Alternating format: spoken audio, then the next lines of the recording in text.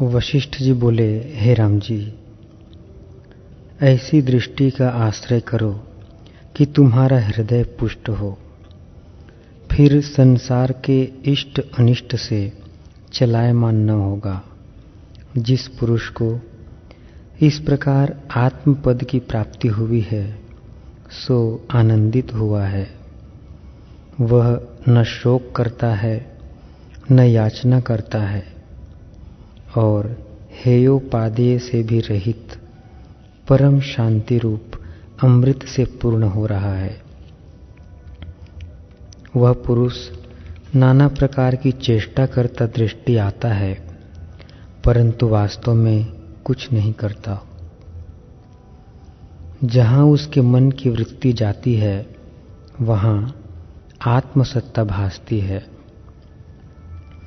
जैसे पूर्णमासी का चंद्रमा अमृत से पूर्ण रहता है, वैसे ही ज्ञानवान परमानंद से पूर्ण रहता है।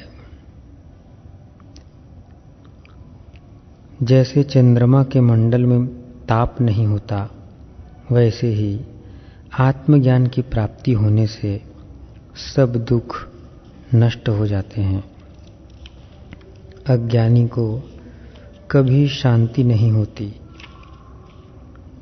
वह जो कुछ क्रिया करता है उसमें दुख पाता है। जैसे कीकर के वृक्ष में कंटकों की ही उत्पत्ति होती है, वैसे ही अज्ञानी को दुखों की ही उत्पत्ति होती है। हे रामचंद्र जी, इस जीव को मूर्खता और अज्ञानता से बड़े दुख प्राप्त होते हैं, जिनके समान और दुख नहीं। यदि आत्मतत्व की जिज्ञासा में हाथ में ठीकरा ले चांडाल के घर से भिक्षा ग्रहण करे, वह भी श्रेष्ठ है, पर मूर्खता से जीना व्यर्थ है। उस मूर्खता के दूर करने को मैं मोक्ष उपाय कहता हूँ। यह मोक्ष उपाय परम बोध का कारण है। इसके लिए कुछ संस्कृत बुद्धि भी होनी चाहिए, जिससे पद पदार्थ का बोध हो और मोक्ष उपाय शास्त्र को विचारे तो उसकी मूर्खता नष्ट होकर आत्मपद की प्राप्ति होगी। नाना प्रकार के दृष्टांतों सहित जैसे आत्मबोध का कारण यह शास्त्र है, वैसा कोई शास्त्र त्रिलोकी में नहीं। इसे जब विचारोगे तब परमानंद को पाओगे। यह शास्त्र अज्ञान तिमिर के नाश करने को ज्ञान रूपी शलाका है। जैसे अंधकार को सूर्य नष्ट करता है, वैसे ही अज्ञान को इस शास्त्र का विचार नष्ट करता है। हे रामचंद्र जी, जिस प्रकार इस जीव को कल्याण है सो सुनिए। जब ज्ञानवान गुरु सत शास्त्रों का उपदेश करें और शिष्य अपने अनुभव से ज्ञान पावे, अर्थात गुरु अपना अनुभव और शास्त्र, जब ये तीनों इकट्ठे मिलें तब कल्याण होता है। जब तक अकृत्रिम आनंद न मिले तब तक दृढ़ अभ्यास करे।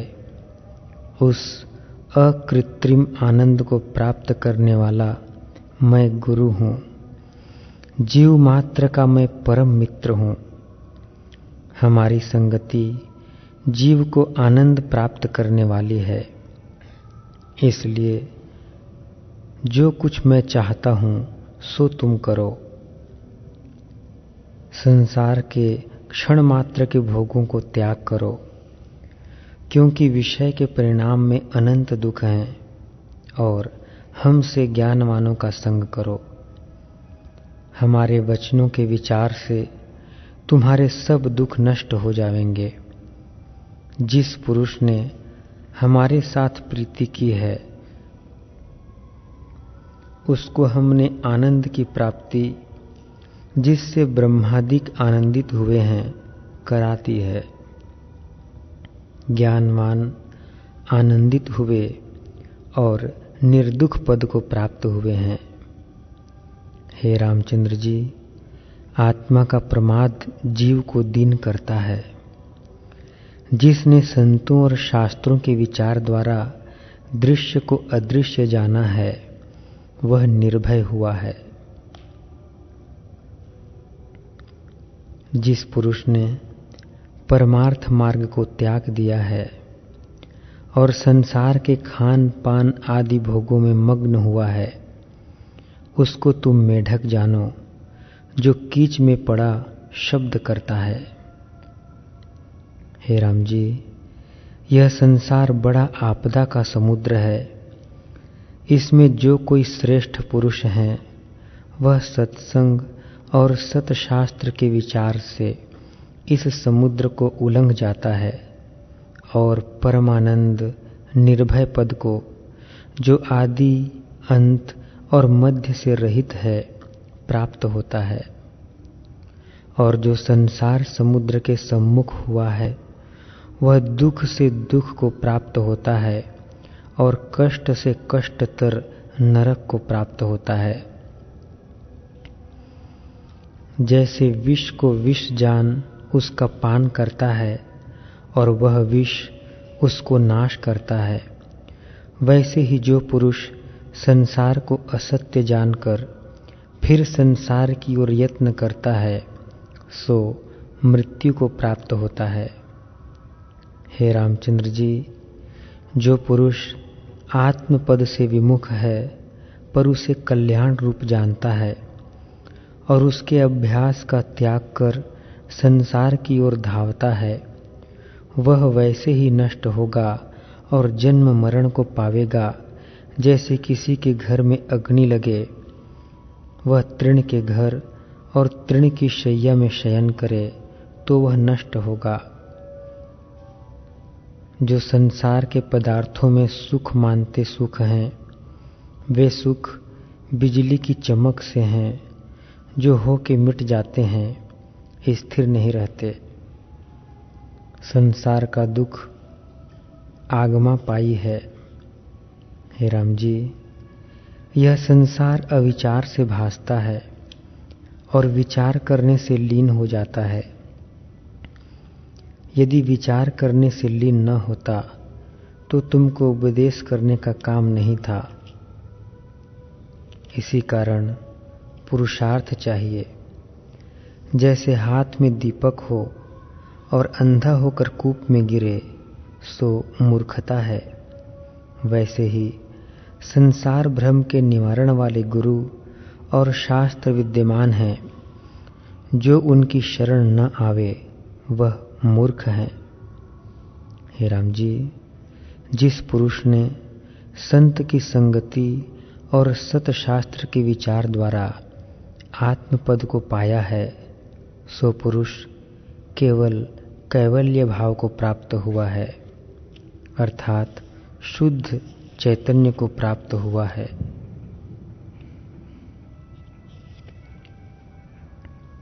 हे राम जी,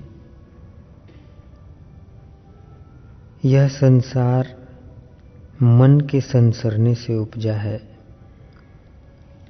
जीव का कल्याण बांधव, धन, प्रजा, तीर्थ, देव द्वारा और ऐश्वर्य से नहीं होता, केवल एक मन के जीतने से कल्याण होता है।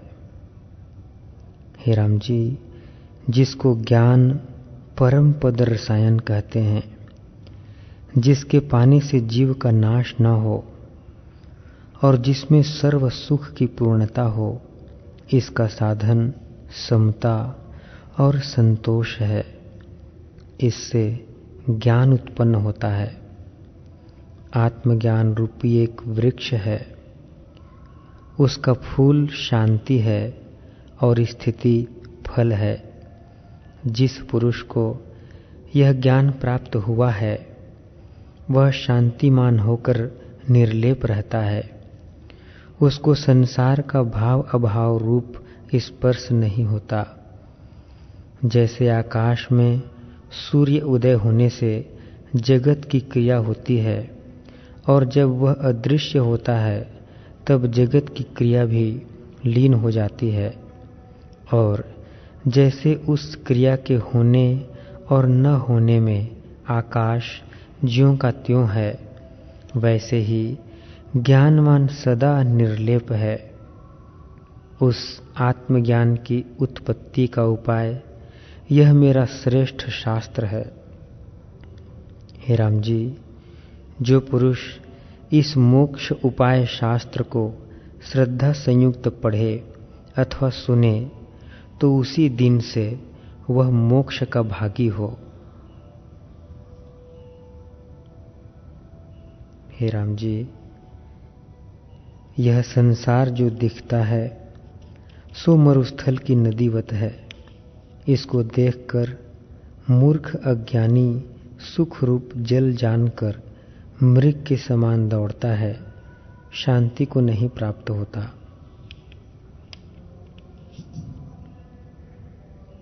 हे रामचंद्र जी,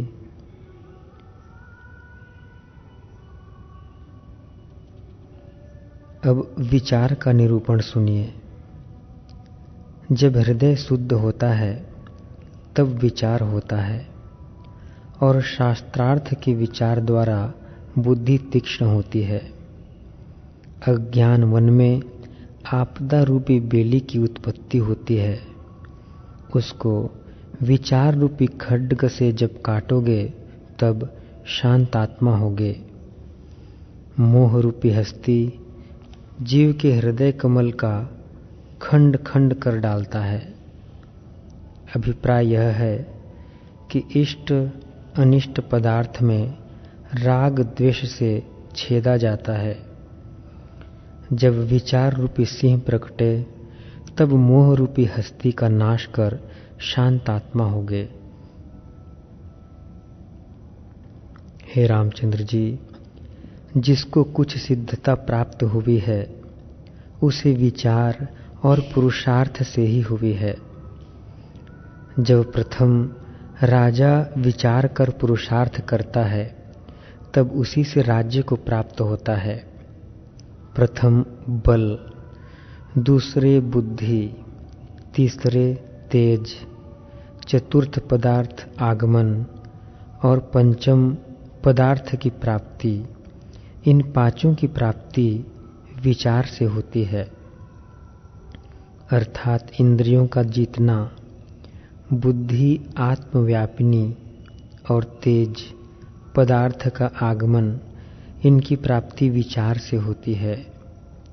हे रघुकुल नंदन, जिस पुरुष ने विचार का आश्रय लिया है वह विचार की दृढ़ता से जिसकी वांछा करता है उसको पाता है। इससे विचार इसका परम मित्र है। विचारवान पुरुष आपदा में नहीं फंसता। जैसे तुम्बी जल में नहीं डूबती, वैसे ही वह आपदा में नहीं डूबता। वह जो कुछ करता है विचार संयुक्त करता है। विचार संयुक्त ही देता लेता है। उसकी सब क्रिया सिद्धता का कारण होती है, और धर्म, अर्थ, काम, मोक्ष विचार की दृढ़ता से ही सिद्ध होते हैं।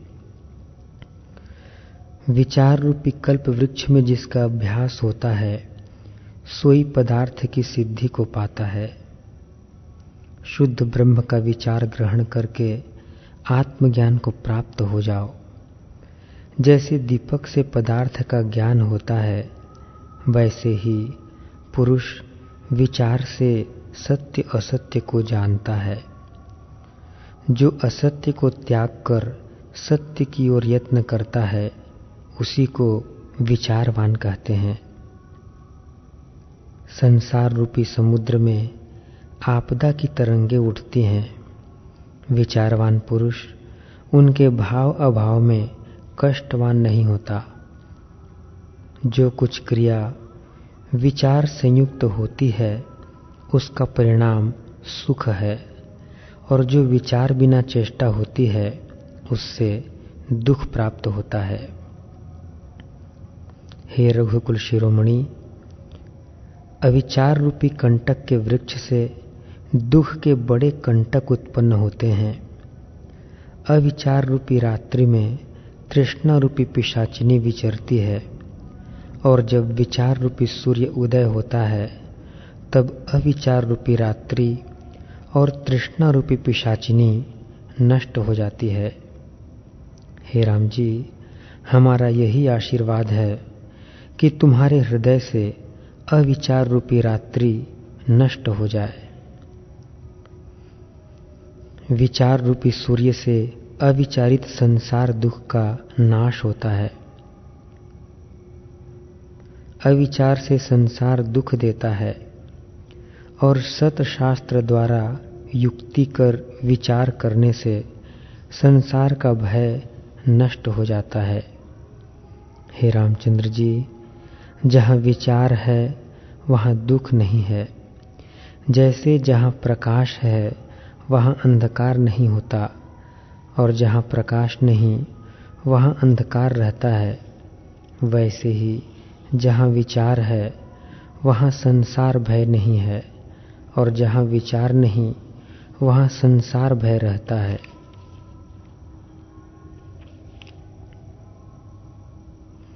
जहाँ आत्मविचार उत्पन्न होता है वहाँ सुख देने वाले शुभ गुण स्थित होते हैं। जैसे मणि सरोवर में कमल की उत्पत्ति होती है, वैसे विचार में शुभ गुणों की उत्पत्ति होती है। जहाँ विचार नहीं है वहाँ ही दुख का आगमन होता है। हे राम जी, जो कुछ अविचार से क्रिया करते हैं सो दुख का कारण होता है। जैसे चूहा बिल को खोद के मृतिका निकालता है, वह जहाँ इकट्ठी होती है वहाँ बेली की उत्पत्ति होती है, वैसे ही अविचार से जो मृतिका रूपी पाप क्रिया को इकट्ठी करता है और उससे आपदा रूपी बेली उत्पन्न होती है। अविचार रूपी घून के खाए सूखे वृक्ष से सुख रूपी फल नहीं निकलते। अविचार उसका नाम है जिसमें शुभ और शास्त्र अनुसार क्रिया न हो। हे राम जी, विवेक रूपी राजा है और विचार रूपी उसकी ध्वजा है। जहाँ विवेक रूपी राजा आता है वहाँ विचार रूपी ध्वजा भी उसके साथ फिरती है, और जहाँ विचार रूपी ध्वजा आती है वहाँ विवेक रूपी राजा भी आता है। हे राम जी, जो पुरुष विचार से संपन्न है सो पूजने योग्य है। जैसे द्वितीया के चंद्रमा को सब नमस्कार करते हैं, वैसे ही विचारवान को सब नमस्कार करते हैं। हे रामचंद्र जी, हमारे देखते देखते अल्प बुद्धि भी विचार की दृढ़ता से मोक्ष पद को प्राप्त हुए हैं। इससे विचार सबका परम मित्र है। विचार से जीव ऐसे पद को प्राप्त होता है जो नित्य, स्वच्छ, अनंत और परमानंद रूप है। उसको पाकर फिर उसके त्याग की इच्छा नहीं होती और न ग्रहण और ग्रहण की ही इच्छा होती है।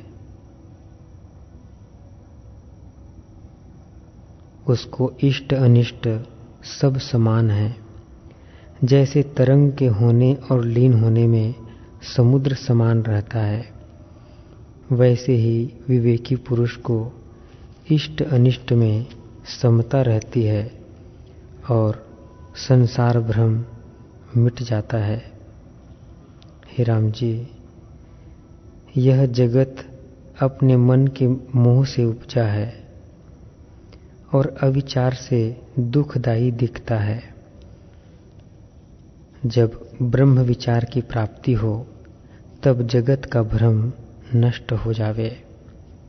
हे राम जी, जिसके हृदय में विचार होता है उसको समता की उत्पत्ति होती है। जैसे बीज से अंकुर निकल आता है, वैसे ही विचार से समता हो आती है, और विचारवान पुरुष जिसकी ओर देखता है उस ओर आनंद दृष्टि आता है, दुख नहीं भासता। जैसे सूर्य को अंधकार नहीं दृष्टि आता, वैसे ही विचारवान को दुख नहीं दृष्टि आता। जहाँ अविचार है वहाँ दुख है, जहाँ विचार है वहाँ सुख है। हे राम जी, संसार रूपी दीर्घ रोग के नष्ट करने को विचार बड़ी औषधि है। विचार से ही परम पद की प्राप्ति होती है। जिससे अर्थ सिद्ध हो उसका नाम विचार है, और जिससे अनर्थ सिद्ध हो उसका नाम अविचार है।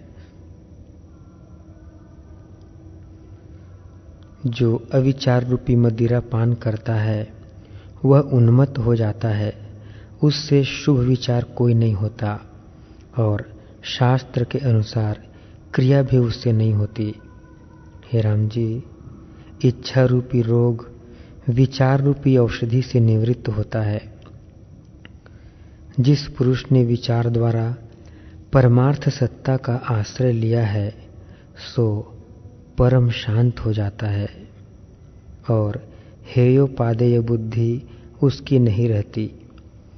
वह सब दृश्य को साक्षीभूत होकर देखता है। संसार के भाव अभाव में ज्यों का त्यों रहता है। वह उदय अस्त से रहित निसंग रूप है। जैसे समुद्र जल से पूर्ण होता है, वैसे ही विचारवान आत्म तत्व से पूर्ण है। जैसे अंधकूप में पड़ा हुआ हाथ के बल से निकलता है, वैसे ही संसार रूपी अंधकूप में गिरा हुआ विचार के आश्रय होकर विचारवान हो निकलने को समर्थ होता है। हे रामचंद्र जी, राजा को जो कोई कष्ट प्राप्त होता है तो वह विचार करके यत्न करता है, तब कष्ट निवृत्त हो जाता है। इससे तुम विचार करके देखो कि जो किसी को कष्ट प्राप्त होता है तो विचार से ही मिटता है। तुम भी विचार का आश्रय करके सिद्धि को प्राप्त हो। हे राम जी, वह विचार इस प्रकार प्राप्त होता है कि वेद और वेदांत के सिद्धांत को श्रवण कर पाठ करे और भले प्रकार विचरे, तब विचार की दृढ़ता से आत्म तत्व को प्राप्त होगा। जैसे प्रकाश से पदार्थ का ज्ञान होता है, वैसे ही गुरु और शास्त्र के वचनों से तत्व ज्ञान होता है। जैसे प्रकाश में अंधे को पदार्थ की प्राप्ति नहीं होती, वैसे ही गुरु, शास्त्र और विचार से शून्य हो उसको आत्मपद की प्राप्ति नहीं होती। हे राम जी, जो विचार रूपी नेत्र से संपन्न है सोई देखते हैं, और जो विचार रूपी नेत्र से रहित हैं वे अंधे हैं। ऐसा विचार करे कि मैं कौन हूँ, यह जगत क्या है, इसकी उत्पत्ति कैसे हुई और लीन कैसे होता है। इस प्रकार संतों और शास्त्रों के अनुसार विचार करके सत्य को सत्य और असत्य को असत्य जान, जिसको असत्य जाने उसका त्याग करे और सत्य में स्थित हो, इसी का नाम विचार है। इस विचार से आत्मपद की प्राप्ति होती है। हे राम जी, विचार रूपी दिव्य दृष्टि जिसको प्राप्त हुई है उसको सब पदार्थों का ज्ञान होता है, और विचार से ही आत्मपद की प्राप्ति होती है, जिसके पाने से परिपूर्ण हो जाता है और फिर शुभ अशुभ संसार में चलायमान नहीं होता, ज्यों का त्यों रहता है। जब तक प्रारब्ध का वेग होता है तब तक शरीर की चेष्टा होती है, और जब तक अपनी इच्छा होती है तब तक शरीर की चेष्टा करता है, फिर शरीर को त्याग कर केवल शुद्ध रूप हो जाता है। इससे हे रामचंद्र जी, ब्रह्म विचार का आश्रय करके संसार समुद्र को तर जाओ। इतना रुदन रोगी और कष्टवान पुरुष भी नहीं करता जितना विचार रहित पुरुष करता है। हे रामचंद्र जी, जो पुरुष विचार से शून्य है उसको सब आपदाएं आ प्राप्त होती है। जैसे सब नदी स्वभाव से ही समुद्र में प्रवेश करती है, वैसे ही अविचार से सब आपदाएं प्रवेश करती हैं। हे राम जी, कीच का कीट, गर्त का कंटक और अंधेरे बिल में सर्प होना भला है, परंतु विचार से रहित होना तुच्छ है। जो पुरुष विचार से रहित होकर भोग में दौड़ता है वह श्वान है। हे राम जी, विचार से रहित पुरुष बड़ा कष्ट पाता है। इससे एक क्षण भी विचार रहित नहीं रहना, विचार से दृढ़ होकर निर्भय रहना। मैं कौन हूँ और दृश्य क्या है, ऐसा विचार करके और सत्य रूप आत्मा को जानकर दृश्य का त्याग करना। हे राम जी, जो पुरुष विचारवान है सो संसार के भोग में नहीं गिरता, सत्य में ही स्थित होता है। जब विचार स्थित होता है तब तत्व ज्ञान होता है, और जब तत्व ज्ञान में विश्राम होता है तब विश्राम से चित्त का उपशम होकर दुख नष्ट होता है। हरि ओम।